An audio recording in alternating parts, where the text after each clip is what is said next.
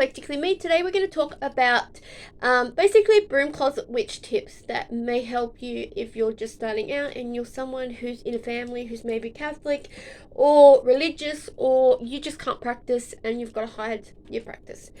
Here is some tips that maybe won't make it as obvious. Okay, number one would be basically collect flowers from the campus or the garden or wherever you are, and basically collect herbs, like collecting lavender, collecting magnolias, collecting roses, collecting gardenias, collecting things like that. You can use all that type of thing in your witchiness, but you can use it also as decor and basically say, if anyone says anything, it's just decor. It's flowers, dried flowers. Another thing to use in your practice would be teas. Teas, you would be surprised how much you can do with teas. First of all, you can open them up and use the inside, like the herbs inside. The great thing about herbs, and the greatest tip I can recommend to anybody, is always look at the ingredients. As you guys can see here, this tea has multiple ingredients. So if you look at the ingredients, you can kind of work out, okay, maybe this would be good for sleep, relaxation, anxiety, depression. I could also use it for calming. I could also use it for, what's in it? Abundance. I could use this, like this has in it orange, it has chamomile, it has lemon, it has cinnamon, it has honey. I could use all that for healing. You know, you could use it for multiple things, but the great thing about tea bags is you can do tea magic. You can also do scrying with the teas.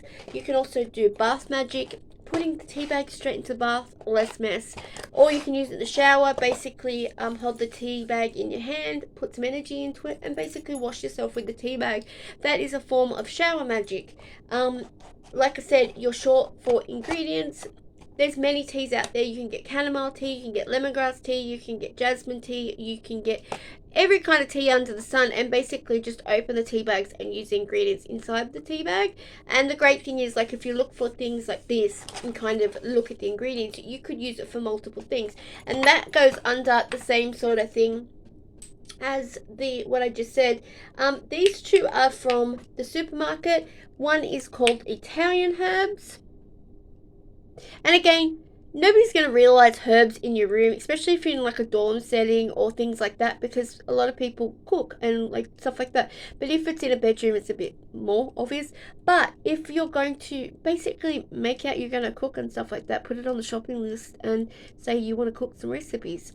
But the thing is, the ingredients in these two you could use for multiple spells. This one is called Italian herbs, and it is got marjoram, basil, capsicum, rosemary, oregano, parsley, and thyme.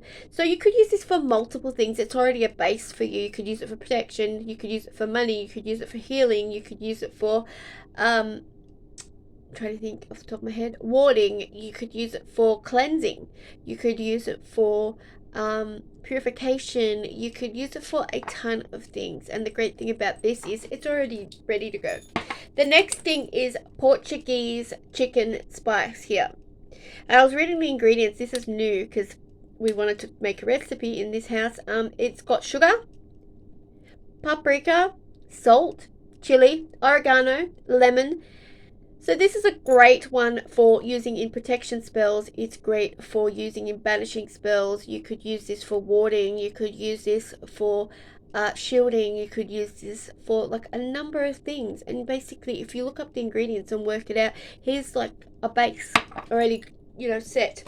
The next thing is, I've already said about tea magic. Like, there are so many teas you can get out there. You can get tea bag form or you can get loose form. If you get loose form, again, you can use this for multiple things. Again, looking at the recipe of this one is by King Tra Foods, and it's energized. I got this at TK Maxx in Australia. Yeah, we call it TK, not TJ Maxx, it's TK Maxx, and it's like a really bad op shop.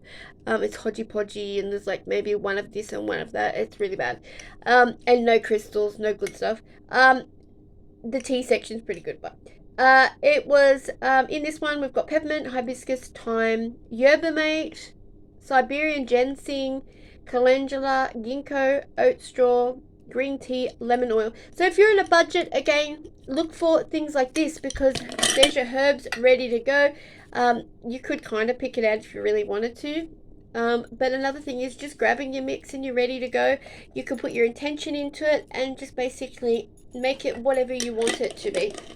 If you're someone who's not big on teas and things like that, there is things out there called cold infusions. So if you're someone who's more into cold drinks and not hot drinks, this is a great option. I'm not a big hot drink fan, but I do like my teas. But you can get things like this. This one is by Tetley, and it is, you can get a box that's got multiple flavors. I think it's got watermelon, lemon, and cucumber.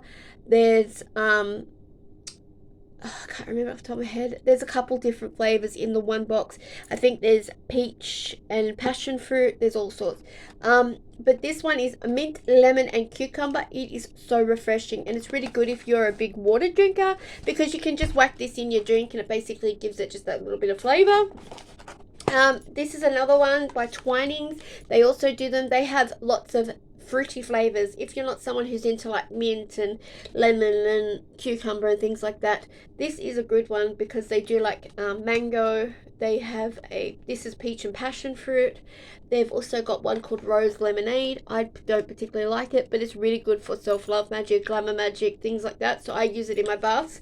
But this is the peach and passion fruit one, and like the smell, it's great. And they're beautiful little tea bags. Like, they're good quality tea bags, and you just add it straight to cold water, and you can brew it ahead of time and you're ready. Okay, so the next thing I'm going to talk about is kind of color magic. Using, like, you don't have colored candles, I always recommend tea lights. The best tea lights I've ever found is IKEA. All the other ones I kind of find the candle flames are really little and they're kind of like fizzle out. IKEA ones, I always buy the 100 pack and they do me a long time. I will buy multiple packs when I'm next. I don't get to IKEA very often, or I get my auntie to get them for me. But here is a form of color magic using a certain colored container. So say I want to include money magic, justice workings, green. I want to do self-love workings, friendship, family, pink. I want to do healing, anxiety, calming, stuff like that. Or I could go in between. If you mix pink and blue, these two colors together, you'd get like a fainter purple. So you could do then purple spells, divination, intuition, things like that. Another thing to look out for when you're at the shops is candles. You don't necessarily have to add herbs to candles. You can also look at the ingredients in candles. Like this one is lemongrass and ginger, but it's also got lemon, ginger, lemongrass, cloves, pine. This would be fantastic for cleansing. It would be fantastic for purification. It would be great for healing. It would be great for you could probably get away with protection. You could get away with shielding. You could get away with warding. And you don't necessarily have to add stuff to it. Just add your energy to it. Maybe put a sigil on it. Maybe just do a petition. And Bob's your uncle. And like I said, looking at the candles, this one is clove and sandalwood. That would be 100% fantastic for protection magic. Okay, so the next thing I'm going to say is make your own DIYs. Can't buy sprays. Can't do things like that. Just add some salt to moon water. You've got a cleansing spray. You want to make a hair protection spray, rosemary in some water. You can do these things. You want to make a salt scrub. Go grab some sugar from the kitchen and add some honey to it. You want to make an easy body scrub, add some body wash to some sugar, like bigger, thicker sugar, and you've got a body scrub. You can do multiple things like that. The next thing I would recommend is if you want to get into protection magic, things like that, enchant any form of jewelry. You can do this and basically make any form of jewelry, not necessarily crystal, witchy. The next thing is you're wanting a pendulum, or you're wanting to get into divination, use necklaces. Things like this is a perfect pendulum. You can make your own pendulum with a ring and a necklace. You can turn this into a pendulum. Like, you can just basically turn any objects in your home. You could even use a shell on a piece of string, chain. You don't necessarily have to have special things for doing magic, and I would always think outside the box for these type of things. Next thing is, these are divination cards, but playing cards are absolutely fantastic for divination if you can learn cardomancy and learn what each card stands for. And also you can do like your divination, your tarot cards, and use the playing cards as a form of divination. Or go on to AliExpress if you've got your own money, and you can buy cards, tarot cards, and a lot of the tarot decks are a lot smaller, which you can hide. So that is a great one. And I don't recommend hiding things under your mattress because people will always find it. A good place is behind your wardrobe. If your drawers, pull your drawers out, and sometimes drawers will have like a hidden bottom or like a hole underneath the drawer, if you know what I mean, like a hidey section. Hide your stuff behind there. A lot of people won't pull out your drawers to find things. That's another way. Okay, other things you can do for DIYs. These are divination boards. I give these away to my students for questions. But what you could do is just buy MDF from your local craft store or $2 store and draw a pentagram on it. Pentacle, yes, no, your letters, and make your own Ouija boards, your own pentagram boards, make your pendulum boards. You know, you can do it yourself. You really don't need to buy these. And if you want to buy these, AliExpress, $2. I think the most I've ever paid for a pendulum board is $4. Buying wooden spoons and engraving your sigils into them. You know, your pentacle, your pentagram, sigils, anything, words.